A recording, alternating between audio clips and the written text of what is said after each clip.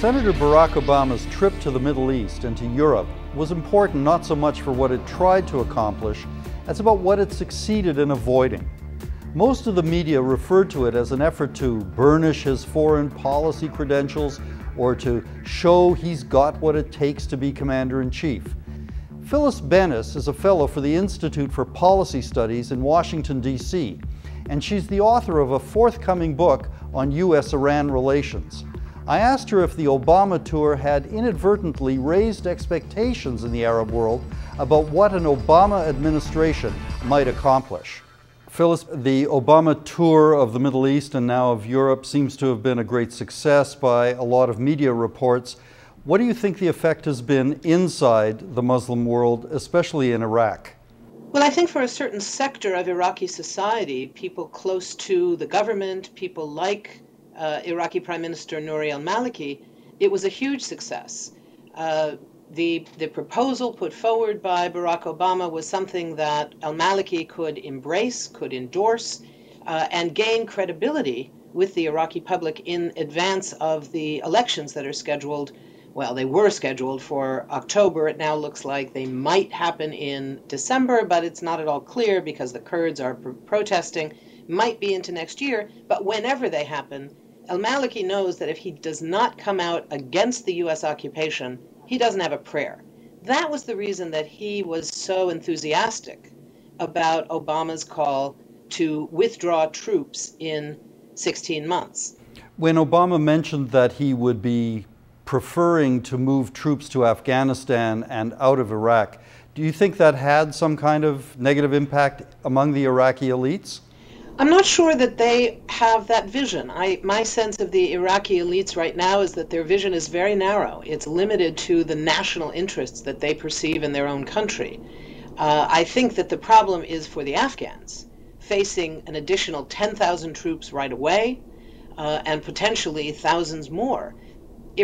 Afghanistan, no more than Iraq, is not a war that can be won by military means. It simply cannot. And sending more troops is only going to antagonize more people, risk more civilian casualties, and raise the level of support for the Taliban far more than anything else the U.S. could do. So the Taliban and the new iteration of the Taliban that's been unleashing so much violence over the last few weeks and months, these are people that cannot be defeated militarily, but they can be brought to a table to talk about peace? I don't know if they can be brought to a table to talk about peace or not. Some of them are serious, ideologically committed to violence. There's a willingness to attack civilians among some of these forces. I don't know if you can talk peace with them. I do know that they cannot be defeated militarily in a qualitative sense any more than you can ever defeat this kind of an insurgency. If the Taliban can't be defeated militarily, what do the Afghan people need? You don't win hearts and minds with ground troops and bombers. You win hearts and minds by providing people with an alternative life so that they don't have to depend on organizations like the Taliban to provide them with a clinic, with clean water, something like that. We should not forget that when the Taliban came to power in 1996, it was after almost 5 years of a brutal war between a variety of Afghan warlords. The Taliban had a lot of support, as repressive as they were, because they promised to bring an end to that brutal war.